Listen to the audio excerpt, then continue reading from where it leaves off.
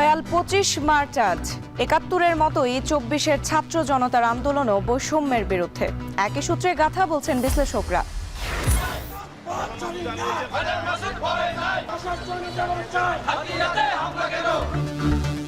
নোয়াখালীর হাতিয়ায় এনসিপির পথসভায় হামলা, হান্নান মাসুদ সহ আহত অর্ধ শতাধিক, জড়িতদের গ্রেপ্তারে বিক্ষোভ মিছিল। ঈদের আগে অনলাইনে বিক্রি বাড়লেও আছে প্রতারণার হাতছানি, বিপাকের সৎ ব্যবসায়ীরা বুঝে শুনে পণ্য কেনার পরামর্শ। রাস্তাতে যে বিক্রি করে ১০০ টাকা করে ১৫০ টাকা করে যে ড্রেসগুলো বিক্রি করে এগুলা দিছে, অথচ দেখেছে কত এক্সপেন্সিভ ড্রেস আমাদেরকে। অরিজিনাল ড্রেসটাকে আসলে ওরা অরিজিনাল বলে বিজ্ঞাপন দিচ্ছে, বাট ওইখানে ওরা ওটা দিচ্ছে না। কাস্টমারকে ঠকিয়ে এইটা করা যাবে না। আমি যদি যেটা আমি প্রমিস করেছি সেই মানের সেই জিনিসটাই আমাকে দিতে হবে।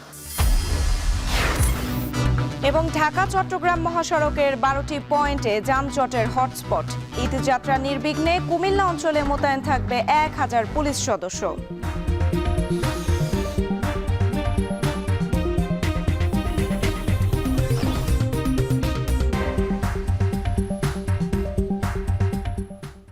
স্বাগত এখন সকালে পুরো আয়োজন জুড়ে সঙ্গে আছে আমি সুমাইয়া রাত্রি।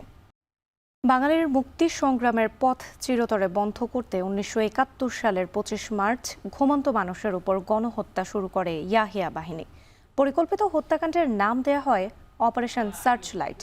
সরকারি তথ্য বলছে এক রাতেই শহীদ হন প্রায় ১০,০০০ মানুষ। ৭১-এর মতোই ২৪-এর আন্দোলনেও ছিল বৈষম্যের বিরুদ্ধে, যা একই সূত্রে গাথা। দুই প্রেক্ষাপটে হলেও শুরুটা হয়েছিল ঢাকা বিশ্ববিদ্যালয় থেকে। শাহাদাত অভ্র জানাচ্ছেন বাকিটা। ২৫শে মার্চ কালরাতে ঢাকার নিরীহ মানুষের উপর হঠাৎই হামলে পড়ে ইয়াহিয়ার হানাদার বাহিনী। অপারেশন সার্চ লাইটের নামে রাজারবাগ পুলিশ লাইন, ঢাকা বিশ্ববিদ্যালয় ও পিলখানায় চলে নির্বিচারে হত্যা।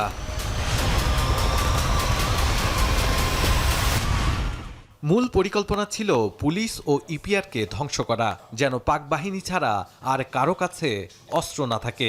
অন্যদিকে ঢাকা বিশ্ববিদ্যালয়ে আক্রমণের মাধ্যমে জাতিকে মেধাশূন্য ও নেতৃত্বশূন্য করতে চেয়েছিল দখলদার বাহিনী।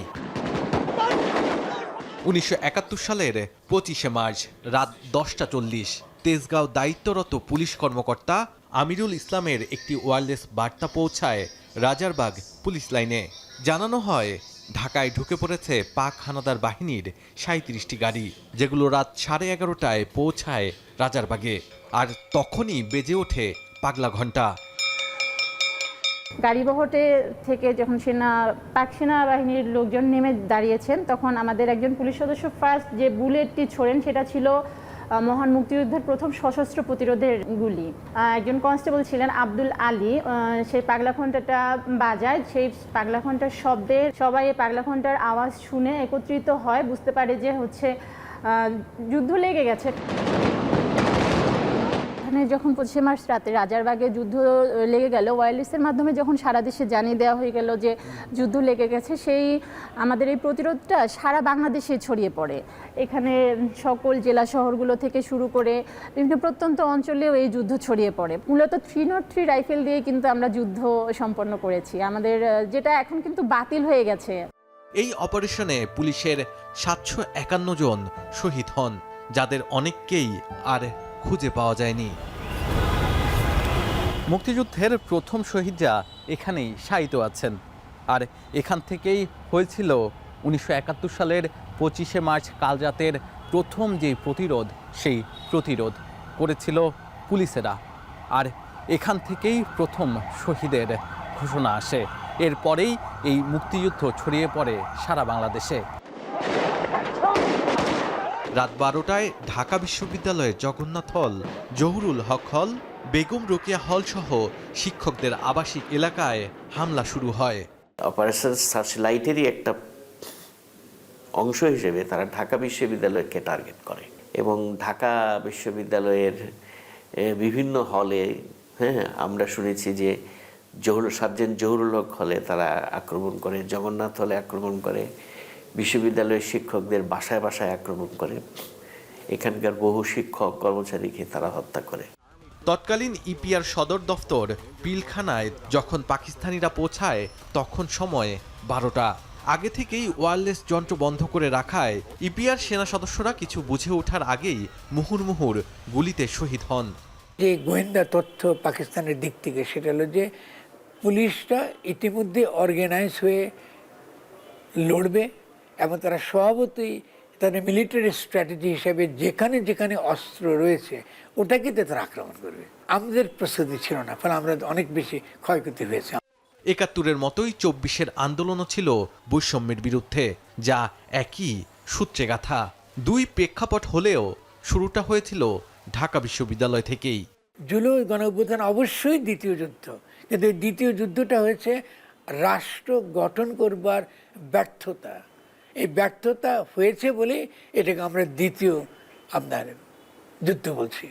২৫শে মার্চের গণহত্যার প্রতিবাদ আর প্রতিরোধের মধ্য দিয়ে যে মুক্তিযুদ্ধের সূচনা, তার শেষ হয় ১৬ই ডিসেম্বর বাংলাদেশের জন্মের মধ্য দিয়ে।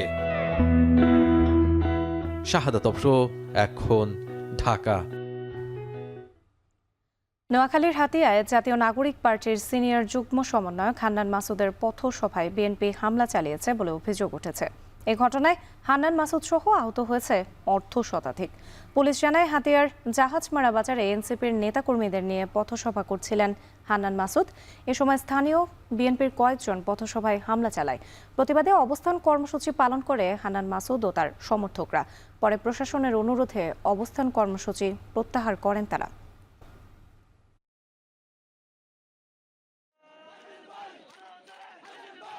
আমি একটা বাজারে সমাবেশ করতেছিলাম, বিএনপির আধা বাজারা ওই ছিল নেতা হয়েছিল গিয়ে এখন একটা বর্তমান পথচারীও আছে, সেই বাজারে গিয়ে আমাদের ছেলে ভিতরে ঢুকে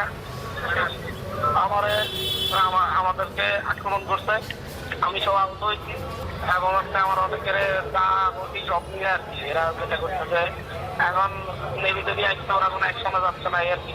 আমি প্রশাসন জানাইছি আমি এখানে বসে আছি, আমি বলছি মেরে ফেললে তারপর যাবো, আমি এখান থেকে যাবো না, ওদের জন্য আপনারা গ্রেপ্তার না করেন। এদিকে হান্নান মাসুদের উপর হামলার প্রতিবাদে রাজধানীর বাংলা মোটরে বিক্ষোভ মিছিল করেছে দলটির কর্মী সমর্থকরা। মঙ্গলবার রাতে রাজধানীর বাংলা মোটরে থেকে মিছিল বের হয়। মিছিলটি শাহবাগের ইন্টারকন্টিনেন্টাল মোড় ঘুরে আবার বাংলা মোটরে এসে শেষ হয়। এ সময় হামলার সাথে জড়িতদের দ্রুত সময়ের মধ্যে আইনের আওতায় আনার দাবি জানান তারা।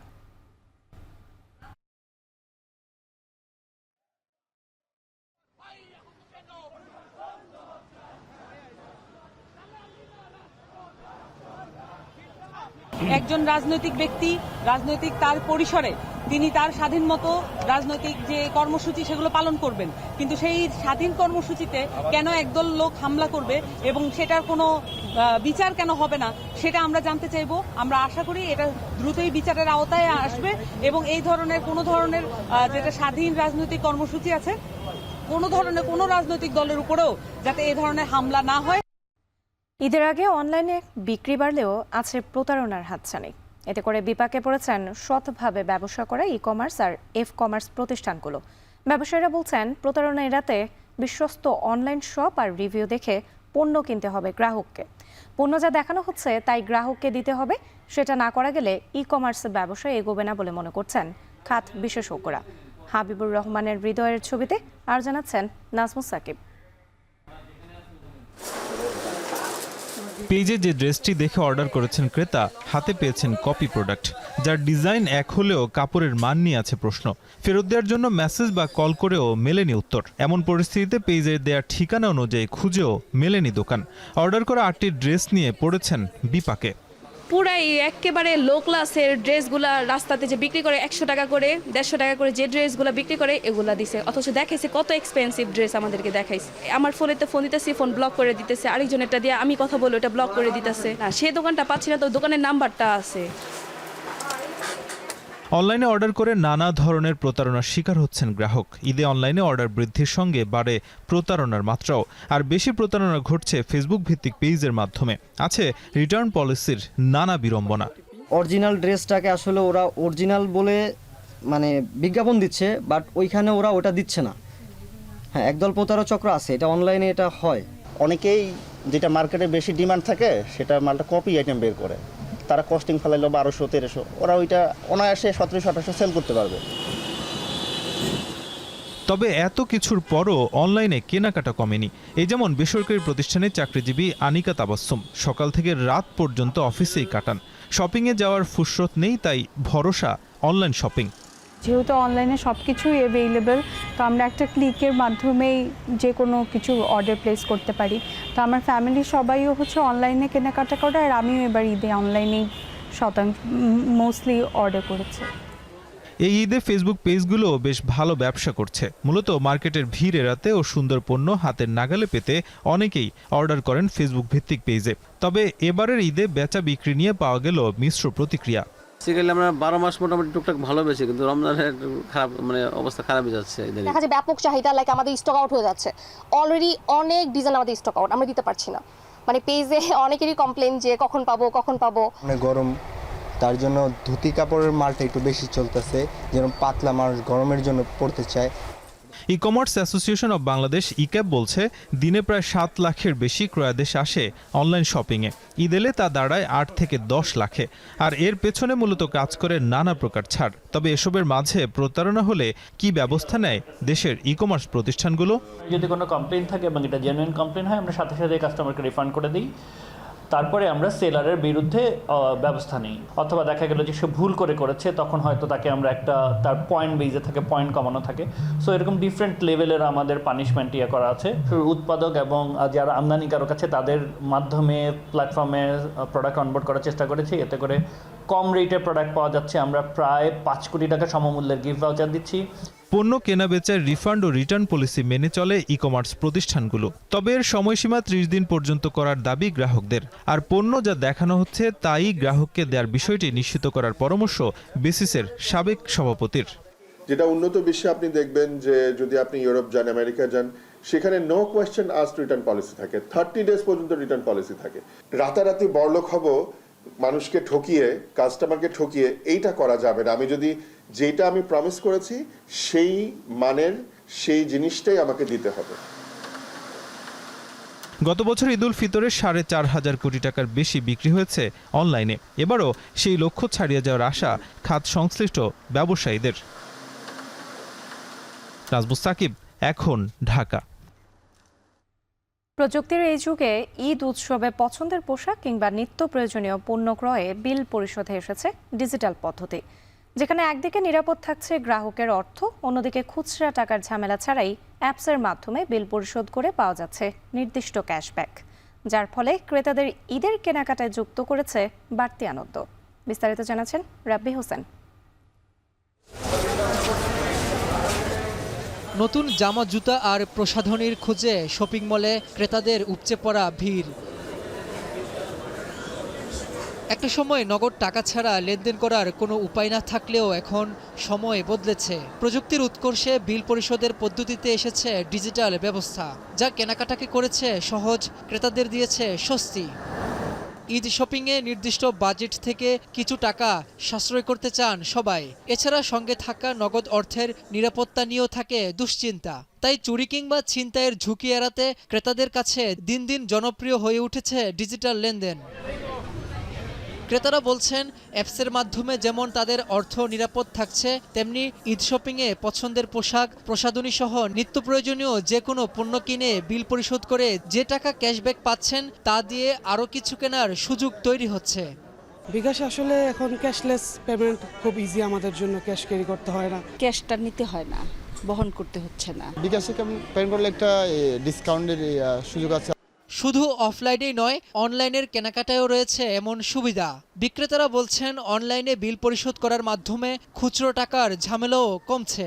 বিকাশে পেমেন্ট করলে কাস্টমার আমাদের ইনস্ট্যান্ট 200 টাকা ডিসকাউন্ট পাচ্ছে। প্রতি পেমেন্টে 100 টাকা ক্যাশব্যাক, সর্বোচ্চ একদিন 200 টাকা পাবে। অনলাইন ট্রানজাকশন বেশি হচ্ছে, যেমন বিকাশ এবং কার্ড, মানুষের হ্যান্ড ক্যাশগুলো খুবই কম হচ্ছে আর কি আমাদের।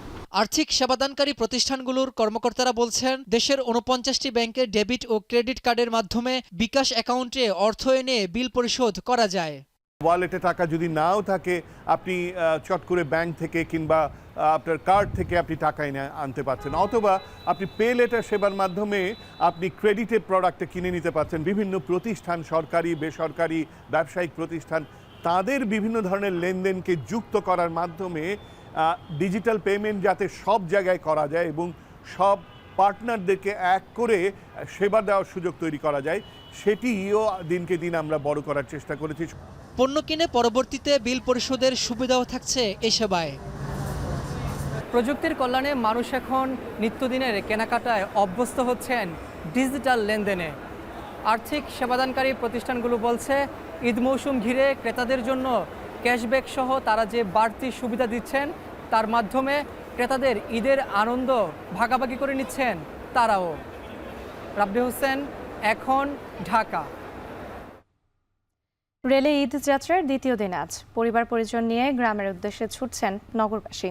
এ নিয়ে আলোচনাতে কমলাপুর রেল স্টেশন থেকে যুক্ত হয়েছেন মাছার ইমন।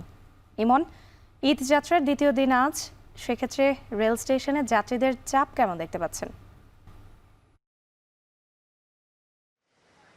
রাত্রি আপনার শেষের কথা যেটি যাত্রীদের চাপ, সেই চাপ কিন্তু আমরা কমলাপুর রেলওয়ে স্টেশনে আজকে যে দ্বিতীয় দিনের ঈদ যাত্রা, সেখানে কিন্তু আমরা ভোরবেলা থেকে এই যাত্রীদের চাপ দেখতে পেয়েছি। সকাল 6টা থেকে মূলত এই কমলাপুর রেলওয়ে স্টেশন থেকে বিভিন্ন অঞ্চলের যে সমস্ত ট্রেনগুলো রয়েছে সেগুলো কিন্তু ছেড়ে গিয়েছে। বিশেষ করে সকাল 6টার দিকে ধূমকেতু এক্সপ্রেস ছেড়ে গিয়েছে, নীলফামারী এক্সপ্রেস ছেড়ে গিয়েছে। অর্থাৎ সকালবেলা থেকেই ঈদ যাত্রার যে দ্বিতীয় দিন সেটি কিন্তু একেবারে পুরো দমেই শুরু হয়েছে এবং যাত্রীদের যেই সমাগম এবং যেই ভিড় সেটি কিন্তু রয়েছে। এবং এখনও যেই চিত্র আমরা দেখছি প্ল্যাটফর্মে, যে যাত্রীদের যে আনাগোনা সেটি কিন্তু রয়েছে। এবং ইতিমধ্যেই কমলাপুর রেলওয়ে স্টেশন থেকে প্রায় 5টির উপরে ট্রেন বিভিন্ন স্থানে ছেড়েছে এবং কমলাপুর রেলওয়ে স্টেশন কর্তৃপক্ষ যেটি বলছে মূলত যে যাত্রীদের গন্তব্য যাতে যাত্রীরা স্বাচ্ছন্দ্যে পৌঁছাতে পারে সেই বিষয়টিকে গুরুত্ব দিয়ে কোনো ধরনের যাতে হয়রানি না হয়, ভোগান্তি না হয় এবং শিডিউল বিপর্যয়ের যে বিষয়টি থাকে বিগত সময় আমরা দেখেছি সেই বিষয়টি যাতে না ঘটে, যাত্রীরা যাতে স্বাচ্ছন্দ্যে তাদের পছন্দের যে গন্তব্য রয়েছে সেখানে যাতে পৌঁছাতে পারে সেই বিষয়টিকে গুরুত্ব দিয়ে মূলত এই কমলাপুর রেলওয়ে স্টেশন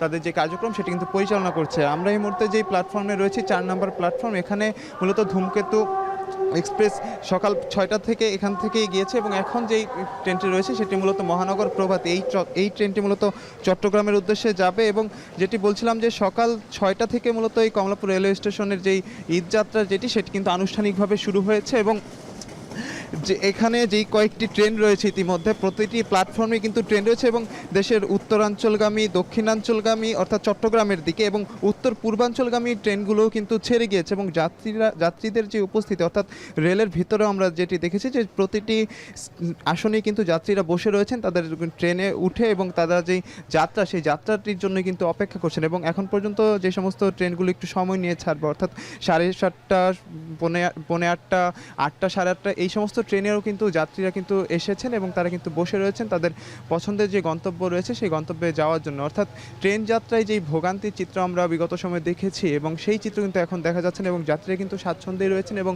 যেটি বলছিলাম যে সমস্ত ট্রেনগুলো আরও 30 মিনিট 1 ঘন্টা পরে ছাড়বে সেই ট্রেনগুলো কিন্তু আমরা প্ল্যাটফর্মে দেখেছি। অর্থাৎ আজকে দ্বিতীয় দিনের চিত্র যেটি আমরা দেখছি এই কমলাপুর রেলওয়ে স্টেশনে সেটি মূলত সকাল 6টা থেকে ধূমকেতু এক্সপ্রেসের যাত্রার মাধ্যমে মূলত শুরু হয়েছে এবং রেলওয়ে কর্তৃপক্ষ যেটি বলছে আজকে সারাদিনে তাদের প্রায় 80 জোড়া উপরে ট্রেন চলাচলের কথা রয়েছে এই ঢাকা কমলাপুর রেলওয়ে স্টেশন থেকে এবং যাত্রীদের মধ্যে এক ধরনের স্বাচ্ছন্দ্যের চিত্র আমরা দেখতে পাচ্ছি। ঈদ যাত্রার খবর জানাতে মাঝার মাহবুব যুক্ত ছিলেন কমলাপুর রেল স্টেশন থেকে। ঈদ যাত্রায় ঢাকা চট্টগ্রাম মহাসড়কের কুমিল্লার 105 কিলোমিটার অংশে যানজটের সংখ্যায় 12টি পয়েন্টকে হটস্পট হিসেবে চিহ্নিত করেছে হাইওয়ে পুলিশ। তবে যান চলাচল নিরবচ্ছিন্ন রাখতে এসব পয়েন্টে অতিরিক্ত পুলিশ সদস্য ছাড়াও থাকবে 2 শতাধিক রোভার স্কাউটস সদস্য। ট্রাফিকিংয়ের আইন কানুনে প্রশিক্ষিত এসব সদস্যরা আজ থেকে ঈদের আগের দিন পর্যন্ত দায়িত্ব পালন করবেন মহাসড়কে। একই সঙ্গে ঈদ যাত্রায় অতিরিক্ত ভাড়া আদায়ের বিষয়টিও পর্যবেক্ষণ করবেন মোবাইল কোর্ট। মাসুদ আলমের প্রতিবেদন, ক্যামেরায় ছিলেন বাসির আহমেদ। ঢাকা চট্টগ্রাম মহাসড়কে ঈদ যাত্রা নির্বিঘ্ন করতে কুমিল্লার চিহ্নিত 12টি স্পটে হাইওয়ে পুলিশের পাশাপাশি কাজ করবে 2 শতাধিক রোভার স্কাউট সদস্য। ইতোমধ্যে হাইওয়েতে দায়িত্ব পাওয়া স্কাউট সদস্যদের প্রশিক্ষণ দিয়েছে হাইওয়ে পুলিশ, সড়ক ও জনপথ বিভাগ এবং বিআরটিএ। উল্টা দিক থেকে যে গাড়িগুলো আসে এবং সেগুলো অনেক ক্ষেত্রে জ্যামের সৃষ্টি করে, এগুলো যেন না আসে এবং মানুষ যেন সহজে রাস্তা পারাপার হতে পারে। যত্র যাত্রী ওঠানামা করা হয়, তো আমরা হাইওয়ে পুলিশের মাধ্যমে আমরা ট্রেনিং করার পরে আমরা যখন মহাসড়কের দায়িত্ব পালন করব এই বিষয়গুলো আমরা লক্ষ্য করব। কুমিল্লা হাইওয়ে বিভিন্ন স্পটে আমাদের রোভাররা তাদের যাত্রী সাধারণের সেবার উদ্দেশ্যে, বিশেষ করে যানজট নিরসনে এবং যাত্রীরা যেন নিরাপদে বাড়িতে ফিরতে পারে সেই ব্যাপারে তারা সার্বিক সহযোগিতা করবে। সংশ্লিষ্টরা বলছেন, ঢাকা চট্টগ্রাম মহাসড়কে যানজট সৃষ্টির 3টি কারণ: রাস্তায় দাঁড়িয়ে যাত্রী উঠানামা, ফুটওভার ব্রিজ ব্যবহার না করে পথচারীদের রাস্তা পারাপার এবং উল্টো পথে 3 হুইলারের দৌরাত্ম্য। জেলা প্রশাসক বলছেন, 12টি হটস্পটের প্রতিটিতে নির্বাহী ম্যাজিস্ট্রেটের নেতৃত্বে থাকবে বিশেষ টিম। এছাড়া ঢাকা চট্টগ্রাম মহাসড়কের কুমিল্লার অংশে 2টি কুইক রেসপন্স টিমও নিয়োজিত থাকবে। পাশাপাশি অতিরিক্ত ভাড়া আদায়ের বিষয়টিও পর্যবেক্ষণ করবে মোবাইল কোর্ট। যে অবৈধ স্থাপনাগুলো ছিল সড়ক বিভাগের জায়গায়, এগুলো ইতিমধ্যে আমরা উচ্ছেদ করেছি, আপনারা দেখেছেন। আমরা চাচ্ছি যে 4টা লেন, যেটা মেইন যে 4টা লেন, এটাকে আনইন্টারাপ্টেড রাখতে চাচ্ছি, যেন কোনো বিঘ্ন থাকবে না। সম্প্রতি ঢাকা চট্টগ্রাম মহাসড়কে ঈদের আগে যানজটের আশঙ্কা ছাড়াও ছিনতাই, ডাকাতির ঘটনায় নিরাপত্তা নিয়েও শঙ্কা প্রকাশ করেছে যাত্রী ও চালকরা।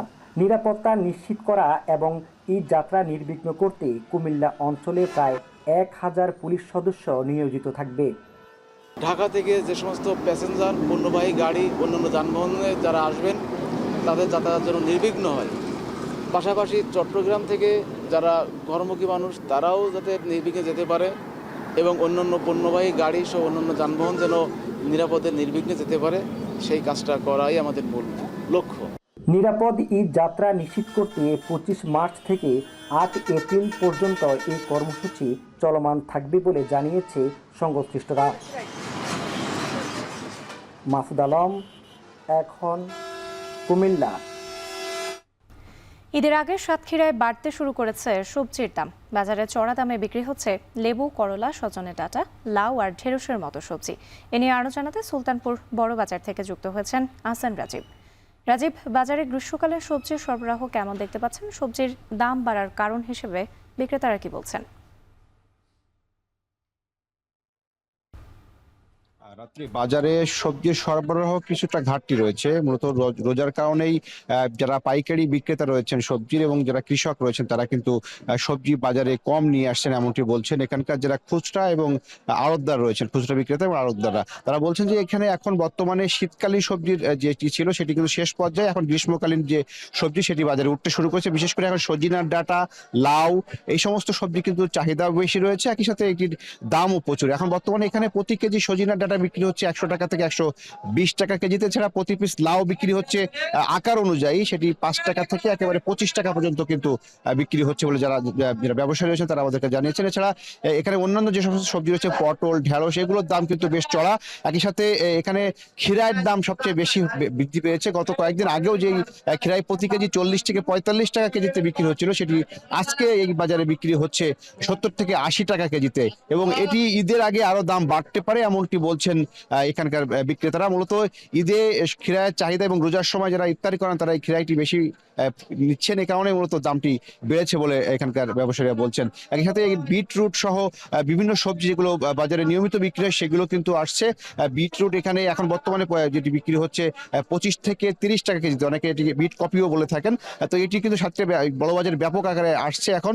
এটি কিন্তু ওষুধি কাজে ব্যবহৃত হয়, সেটিও কিন্তু বিক্রি হচ্ছে বাজারে। আমরা এখানে এসে দেখেছি এখানে অন্যান্য যে সমস্ত সবজি রয়েছে সেগুলো কিন্তু বাজারে কম আসছে, যে কারণে মূলত দামটি কিছুটা বেশি। তবে বেগুনের দাম তুলনামূলক কিছুটা কম। গত এক সপ্তাহ আগে যে বেগুনটি বিক্রি হচ্ছিল এখান থেকে 70 থেকে 80 টাকা, সেটি এখন বিক্রি হচ্ছে, দেশি যে বেগুনটি সেটি বিক্রি হচ্ছে 20 থেকে 25 টাকা কেজিতে। এছাড়া এটি হাইব্রিড বেগুন সেটি বিক্রি হচ্ছে 25 থেকে 30 টাকা কেজিতে পাইকারিতে। তো সব মিলিয়ে এবছরের এখনো যে গ্রীষ্মকালীন যে সবজিগুলো আগামীতে আসতে শুরু করবে বাজারে, যখন বাজারে এই সবজির সরবরাহ বাড়বে তখন কিন্তু দাম আরো কিছুটা কমে আসবে এমনটি তারা বলছেন। কিন্তু আগামী কয়েকদিন পরে ঈদ উল ফিতর, সেই ঈদ উল ফিতর উপলক্ষে কিন্তু মানুষ এখন বিভিন্ন সবজি কেনার ক্ষেত্রে কিন্তু তারা কিছুটা সময় কম দিচ্ছেন, যে কারণে মূলত বাজারে সবজি কম নিয়ে আসছেন ব্যবসায়ী এমনটি তারা বলছেন। তো আগামীতে যখন সবজির বাজার আরো সরবরাহটি বাড়বে তখন কিন্তু বাজারের সবজির দাম আরো কমে আসবে বলে এখানকার ব্যবসায়ীরা বলছেন। তো এই ছিল আমার কাছে সাতক্ষীরা সুলতানপুর বড়বাজারের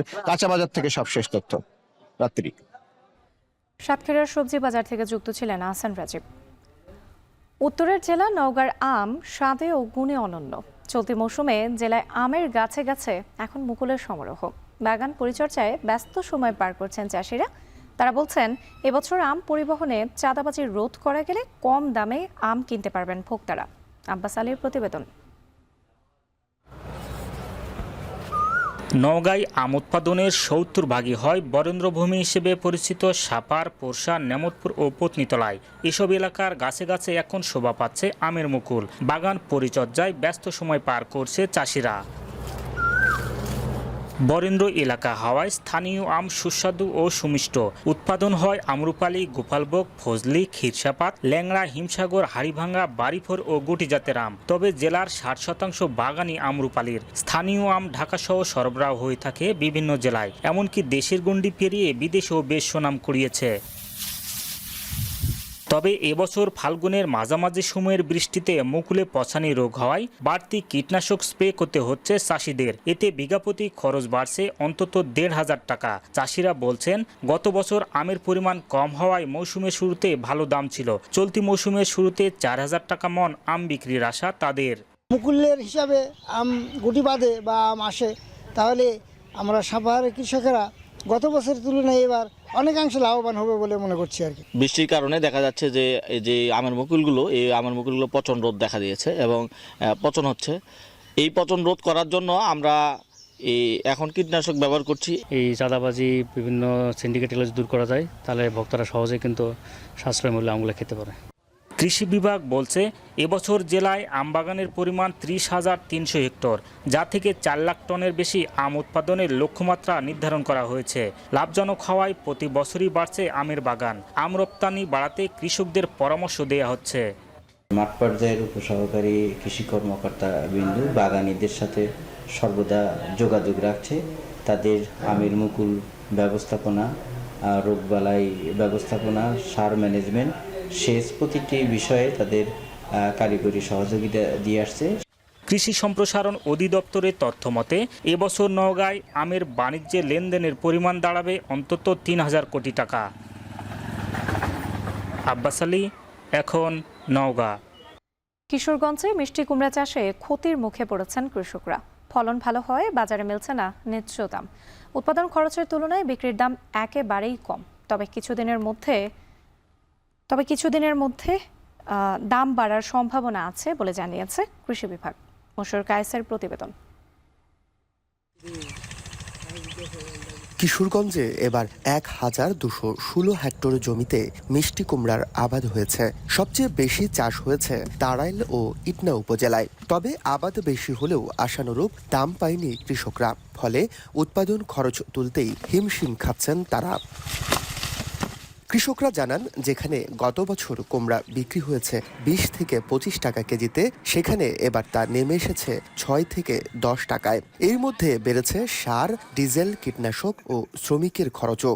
৩ হাওড়ে আপনার জমি করছি ১২০০ কাঠার জমি, খরচ হয়েছে আপনার ৫৬ লাখ টাকা। লাভ তো আশা করতেছি মানে হবে না। ২০ টাকা, ২৫ টাকা অথবা ৩০ টাকা আমরা আশা করছিলাম, এনে তো নাই, একবারে সীমিত হয়ে পড়ছে দাম। গত বছর যে ওষুধটা আমরা ৫,০০০ টাকার ওষুধ নিছি, এই ওষুধের দাম এবার ৮,০০০ টাকা। শান্তিপুর হাটে আগে প্রতিদিন কোটি টাকার বেশি মিষ্টি কুমড়া বিক্রি হতো, কিন্তু এবার তা নেমে এসেছে ৫০ থেকে ৬০ লাখ টাকায়। সরবরাহ বেশি হওয়ায় দাম কমেছে বলে জানান পাইকার ও আড়তদাররা। বাজারে বেচা কিনা নিয়ে কথা, উপরে মনে করেন আমরা বেচতে পারছি না, যার কারণে এই প্রভাবটা কৃষকের উপরে পড়ছে। ২০-এর নিচে কোনো বাজার ছিল না। এবছর প্রথম বাজার শুরু হয়েছে ১৭ টাকা থেকে, এখন বর্তমান বাজার আছে ৮ টাকা, ৭ টাকা, ৯ টাকা। জেলায় এবার আবাদ ভালো হলেও উৎপাদন খরচ তুলতে পারছেন না কৃষকরা, কারণ বাজারে অন্যান্য সবজির সরবরাহ বেশি থাকায় কুমড়ার দাম কমেছে বলে জানান জেলা কৃষি কর্মকর্তা।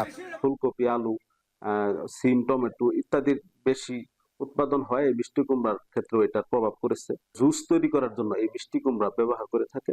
কোম্পানিগুলো যদি এবার অন্যান্য বছরের তুলনায় এই মিষ্টি কুমড়াগুলো নেয়, তাহলে কৃষকরা হয়তো ন্যায্য মূল্য প্রাপ্তি হবে। জেলায় উৎপাদিত কুমড়ার পরিমাণ ৩৬,৯২৪ টন। কৃষি বিপণন অধিদপ্তরের তথ্য অনুযায়ী যার খুচরা বাজার মূল্য অন্তত ১০৪ কোটি টাকা। মশুর কায়েস, এখন কিশোরগঞ্জ। সাতক্ষীরার আশাশুনি উপজেলা সদর দিয়ে বয়ে যাওয়া মরিচচাপ নদীর বাঁধে প্রায় 500 মিটার এলাকা জুড়ে ভাঙন দেখা দিয়েছে। ভাঙন আতঙ্কে রয়েছে আশপাশের অন্তত 5 গ্রামের মানুষ। অপরিকল্পিত নদী খনন ও কর্তৃপক্ষের গাফলতিতে এই অবস্থা বলে অভিযোগ স্থানীয়দের। পানি উন্নয়ন বোর্ডের কর্মকর্তারা ক্ষতিগ্রস্ত এলাকা পরিদর্শন করলেও নদী ভাঙন প্রতিরোধে নেওয়া হয়নি বড় কোনো পদক্ষেপ। সাতক্ষীরা থেকে আহসান রাজীবের প্রতিবেদন। সাতক্ষীরার আশাশুনি উপজেলার চাপড়া এলাকার মরিচচাপ নদীর পাড়ের বাসিন্দা শিলা বেগম। নদী ভাঙনের কারণে কয়েক বছরের ব্যবধানে 5 বার বাড়িঘর ভেঙে সরিয়ে নিতে হয়েছে তার পরিবারকে, যাতে প্রতি বাড়ি হারিয়েছেন জমি, হারিয়ে আর্থিকভাবে হয়েছেন ক্ষতিগ্রস্ত। সম্প্রতি নদী খনন কাজ শুরু হলে আবারও ভাঙনের মুখে পড়েছে তার পরিবার। আমাদের সব ভাঙনগুলি ভেঙে যাচ্ছে, এই দিয়ে 4 বার, এবার 5 বারের বার। আমাদের সরকারে যদি একটু ব্যবস্থা করতো তো আমরা বেঁচে যেতাম। বাচ্চা কাচ্চা নিয়ে থাকতে গিয়ে আমাদের বিশাল কষ্ট হচ্ছে। নিয়ম না মেনে নদী খনন করায় মধ্য চাপড়ায় মরিচচাপ নদী পাড়ে দেখা দিয়েছে ভয়াবহ ভাঙন, যাতে ভাঙন আতঙ্কে দিন কাটাচ্ছে অন্তত 7 শতাধিক পরিবার। আমি 80 বছর বয়সে আমি 6 বার বাড়ি শিফট করেছি। সবার বাড়ি শিফট করতে করতে এখানে এসে পৌঁছেছি। আমাদের ঘরে 2 থেকে 3 বার ভাঙা, এই 3 বারের বাড়ি এখানে এসে কবরস্থানে এসে ঘর বাঁধা হয়েছে, কিন্তু এখানেও তো থাকতেছে না। লক্ষ লক্ষ টাকার বাড়িঘর তো নদীতে চলে গেছে, আর এখনো 5টা-6টা বিল্ডিং এখনো ঝুঁকিপূর্ণ আছে। আমাদের পাশে তো হাই স্কুল আছে, প্রাইমারি স্কুল আছে, মসজিদ আছে, এগুলো অনেক ক্ষতিগ্রস্ত। গত কয়েকদিনে নদী তীরের 90 ফুট জমিসহ কয়েকটি বাড়িঘর নদীগর্ভে বিলীন হয়েছে। ভাঙনের ঝুঁকিতে আছে আরও বেশ কিছু ঘরবাড়ি, স্কুল, মাদ্রাসা সহ বেশ কিছু স্থাপনা, যাতে আতঙ্কে দিন কাটছে নদী পাড়ের মানুষের। নিয়ম না মেনে নদী খনন করাই এমন অবস্থা বলে অভিযোগ স্থানীয়দের। পুরাতন নদীর কাটার কথা ছিল, কিন্তু সেই নদীর কাটেনি, এই নদী খোলামার নদী কেটে চলে দিতেছে। এটা গাছ জোরে জলমেন মতন কত কাজ কাম করতেছে। আমাদের কয়েকটা শিক্ষা প্রতিষ্ঠান আছে, এই চাপড়া মাধ্যমিক বিদ্যালয়, সামনে প্রাইমারি স্কুল, ওখানে একটা মহিলা মাদ্রাসা, এই সবগুলা চলে যাবে। রেকারি সম্পত্তি ভাঙতে ভাঙতে একদম সব নদীর ওপারে চলে গেছে, আর যেখানে নদী কাটার কথা ছিল সেখানে কাটেনি। এখানে 1 মাস যাবৎ যে অবস্থা আনা হয়েছে, কিন্তু এর কোনো কার্যক্রম দেখতেছি না। এখন দ্রুত যদি কার্যক্রম না করা যায় তাহলে আমাদের এই সাতক্ষীরা জেলা সহ তলিয়ে যাবে। নদী ভাঙন শুরু হওয়ার পর পানি উন্নয়ন বোর্ডের কর্মকর্তাদের নিয়ে ক্ষতিগ্রস্ত এলাকা পরিদর্শন করেছেন উপজেলা নির্বাহী কর্মকর্তা। ভাঙন প্রতিরোধে দ্রুত কার্যক্রম শুরু হবে বলে জানালেন তিনি। জেলা প্রশাসক মহোদয় ভিজিট করেছেন এবং পানি উন্নয়ন বোর্ডের ঊর্ধ্বতন কর্তৃপক্ষরাও ভিজিট করেছেন।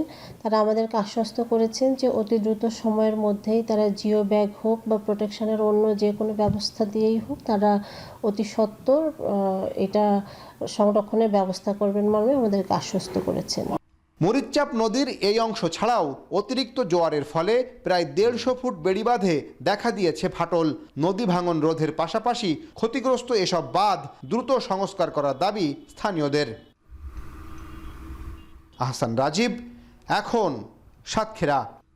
এবারে আন্তর্জাতিক প্রসঙ্গ। তুরস্কের প্রেসিডেন্ট রিসেপ তাইপ এরদোয়ানের অন্যতম প্রতিদ্বন্দ্বী একরাম ইমামোগলুকে কারাবন্দির অভিযোগে তুরস্ক জুড়ে শুরু হয়েছে হাজারো মানুষের বিক্ষোভ। জলকামান, পেপার স্প্রে ও ধরপাকড় করেও কোনোভাবে দমানো যাচ্ছে না তাদের। এ পর্যন্ত প্রায় 1,500 আন্দোলনকারীকে আটক করেছে তুরস্ক পুলিশ। এ পরিস্থিতিতে নতুন মোড় নিতে পারে তুরস্কের রাজনীতি। জানারা ভুইয়ার প্রতিবেদন। তুরস্কের জনপ্রিয় নেতা ইস্তাম্বুলের মেয়র একরাম ইমামোগলুকে অন্যায়ভাবে কারাগারে আটকে রেখেছেন দেশটির প্রেসিডেন্ট রিসেপ তাইপ এরদোয়ান। এই অভিযোগে গত প্রায় 6 দিন ধরে উত্তাল তুরস্কের ইস্তাম্বুল, আঙ্কারা সহ বড় বড় শহর। একরামের মুক্তির দাবিতে রাজপথে নেমেছে হাজার হাজার মানুষ। পাখির চোখে দেখলে বোঝা যায় এ যেন এক জনসমুদ্র। গত কয়েক বছরের ইতিহাসে তুরস্কে এত বড় বিক্ষোভ দেখেনি বিশ্ব। পুলিশের সঙ্গে দফায় দফায় হাতাহাতি, মারামারি।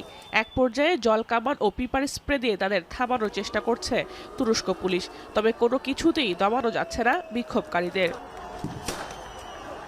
উপায় না পেয়ে গণহারে আটক শুরু করে পুলিশ। শুধুমাত্র আঙ্কারা ও ইস্তাম্বুল থেকে প্রায় 1,500 বিক্ষোভকারীকে আটক করেছে পুলিশ। সে সময় বেশ কয়েকজন সাংবাদিককেও আটক করে তারা। বিক্ষোভকারীদের গ্রেপ্তারের প্রতিবাদ জানিয়েছে ইউরোপীয় ইউনিয়ন সহ বেশ কয়েকটি দেশ। গণতন্ত্রের মূল্য দিতে আঙ্কারার প্রতি আহ্বান জানিয়েছে ইইউ। ইস্তাম্বুলের মেয়রের গ্রেপ্তারের প্রতিবাদে যখন উত্তাল রাজপথ, তখন তার দল রিপাবলিক পিপলস পার্টি তাকে পরবর্তী 2028 সালের নির্বাচনে প্রেসিডেন্ট প্রার্থী হিসেবে ঘোষণা করে। তাদের দাবি, আদতে একরাম ইমামোগলু দুর্নীতির সঙ্গে জড়িত নয়। রাজনৈতিকভাবে তাকে দমাতেই মিথ্যা মামলায় কারাগারে আটকে রেখেছেন তুরস্কের প্রেসিডেন্ট রিসেপ তাইপ এরদোয়ান।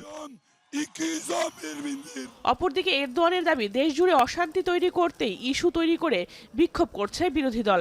আর বিশ্লেষকরা বলছেন, এই বিক্ষোভের জের ধরেই তুরস্কের রাজনৈতিক ইতিহাসে বড় পরিবর্তন হতে যাচ্ছে। জাহানারা ভুঁইয়া, এখন। এবারে খেলার খবর।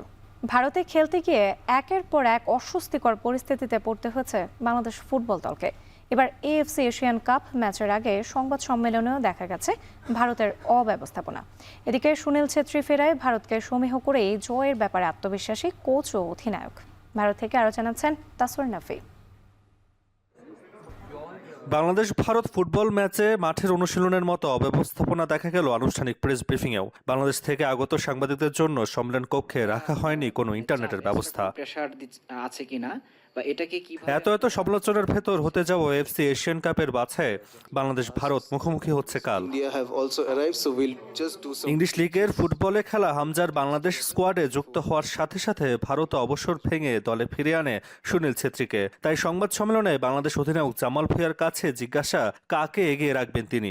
উত্তরে ভারতকে বেশ সমীহ করলেন তিনি। প্রেশার তো আছে, প্রত্যেক ম্যাচ প্রেশার আছে, কিন্তু এই ম্যাচ আর একটু ফোকাস আছে, কারণ এটা ইন্ডিয়া, আর এটা আপনারা জানে কি হয়েছে লাস্ট এক বছর না। সো আমরা প্রেশার ফিল করতেছি, but at the same time we are cool. Ranking বিবেচনায় ভারত এগিয়ে থাকলেও দল হিসেবে নিজেদের এগিয়ে রাখলেন কোচ হাভিয়ার কাবরেরা। জানান যে তার মানসিকতা নিয়ে খেলবে তার দল। For the last 3 years and try to find the right balance between those seniors that still had that ambition and that passion for playing for the national team with the right blend with the potential. So many things are still to improve, but I think especially right now I would tell you that the mentality is what we kind of believe more in ourselves and that we can achieve higher challenges. এদিকে জয় পেতে বেশ আত্মবিশ্বাসী ভারতীয় অধিনায়ক। জানালেন সুনীল ছেত্রীর অন্তর্ভুক্তিতে শক্তি বাড়বে দলের। We're just happy to have him back. In that sense, I'm personally very happy to have him back because now I can talk to someone. He's a threat to every team. The quality he has, it's not just Bangladesh, and every team we play with his quality, he's going to be a threat. মঙ্গলবার Asian কাপের বাছাই C গ্রুপের দু দলেরই প্রথম match, তাই নিজেদের মাঠে ভারত কিংবা অতিথি বাংলাদেশ চাইবে 3 পয়েন্ট নিজেদের করে নিতে। ভারতের জওহরলাল নেহরু স্টেডিয়ামে অনুশীলনে ব্যস্ত ভারতীয় দল। বাংলাদেশকে হারাতে মুখে আছেন তারা এবং বাংলাদেশও 2003 সালের পর নতুন ইতিহাস লেখার অপেক্ষায়। হামজা চৌধুরীকে নিয়ে নতুন একাদশে নতুন বাংলাদেশের অপেক্ষায় পুরো দেশ।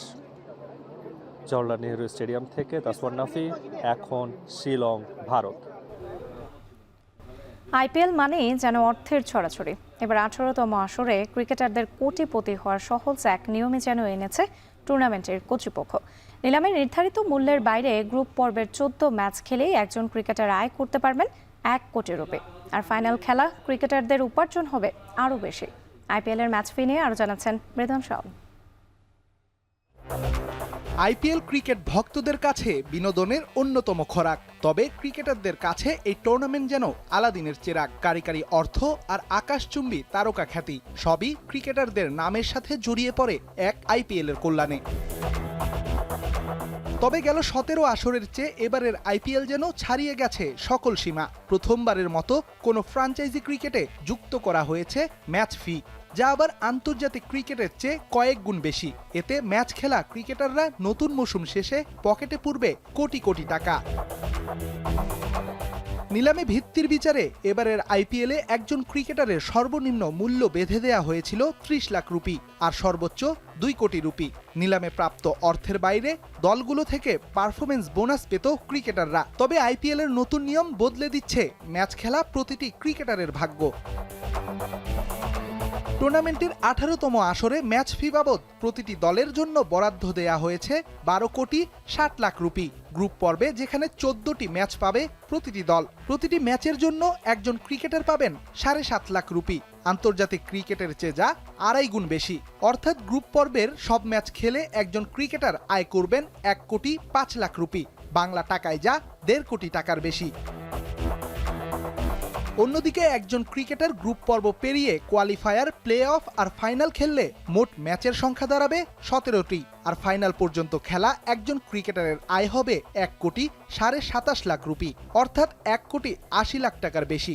আর এই পুরো অর্থই দেয়া হবে নিলামের নির্ধারিত মূল্যের বাইরে। যদিও এবারের আসরে বাড়ানো হয়নি টুর্নামেন্টটির প্রাইজ মানি। গেল আসরের মতোই এবারও আইপিএলে বিজয়ী দল পাবে 20 কোটি রুপি, আর রানার্স আপ দলের জন্য বরাদ্দ রাখা হয়েছে 12.5 কোটি রুপি।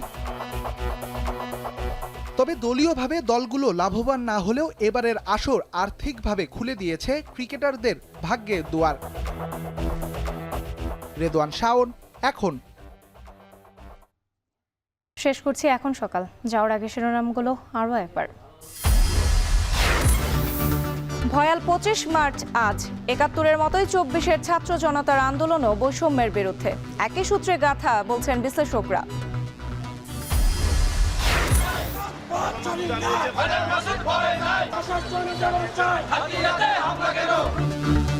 নোয়াখালীর হাতিয়ায় এনসিপির পথসভায় হামলা, হান্নান মাসুদ সহ আহত অর্ধশতাধিক, জড়িতদের গ্রেপ্তারে বিক্ষোভ মিছিল।